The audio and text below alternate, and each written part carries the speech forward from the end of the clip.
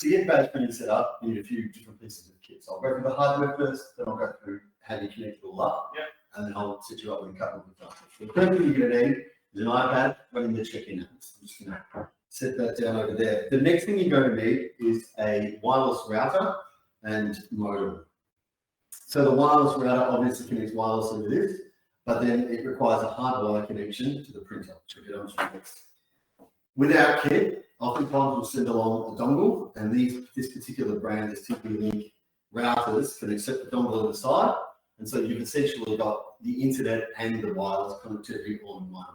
But if you're at a venue or at an event where you're being supplied internet, and obviously you're just plugging in the router there, and as long as you've got one plug to come out, which goes to the printer as well, and the wireless that connects to the iPad, then you've got that. So I'll just leave those there. Then you've got your printer itself. So printer has a power supply, so power supply comes with each printer, and then the printer itself, which as we've talked about, is a Zebra ZD500. You will also need media going printer, so this is some badge stock that we've got, just some used stuff that I've got that I'll go to show you. Or alternatively, you might have something like this, which is a roll of labels. Which also can go in the Zebra. That's right. You can go in the Zebra ZD500 as well. All right. So in terms of setting everything up, first thing to do is to get your modem on and make sure it's online. You need your modem online as well as being connected. You need it to be connected to the internet because anybody that's registering on their way into a show could be registering after this device was updated. So what it will do when it gets its initial payload, it will download to it and store on all of the tickets and ticket IDs and everything you need to print the badges for everybody up until that moment in time. But of course, if you've got badge printing happening at your event whilst you're still selling tickets online, it needs to sync. And it does that every minute, as you probably know.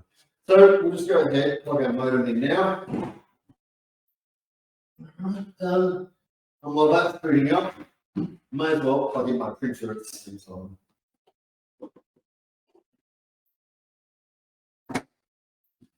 Right.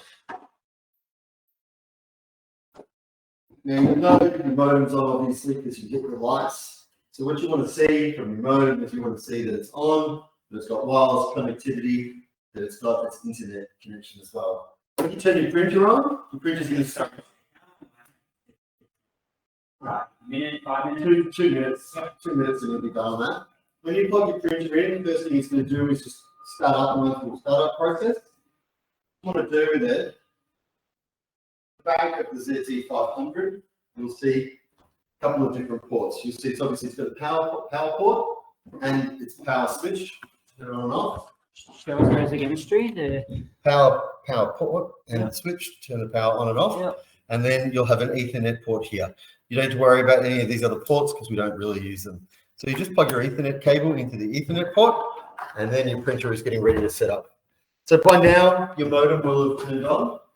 And what you want to do is you then need to plug the other end of your Ethernet cable into your modem. Now, most modems will have, most wireless routers will have an input for the WAN and also 1, 2, 3, 4 outputs. WAN, that's WAN. WAN, that's right, WAN. Now you don't want to plug the Ethernet cable into the WAN because think of that as an input and these 4 as outputs. You need to plug it into the output because the data is going to be coming from the iPad, wirelessly into the modem, and then out back to there. So putting it in one of the output holes, the Ethernet cable goes in.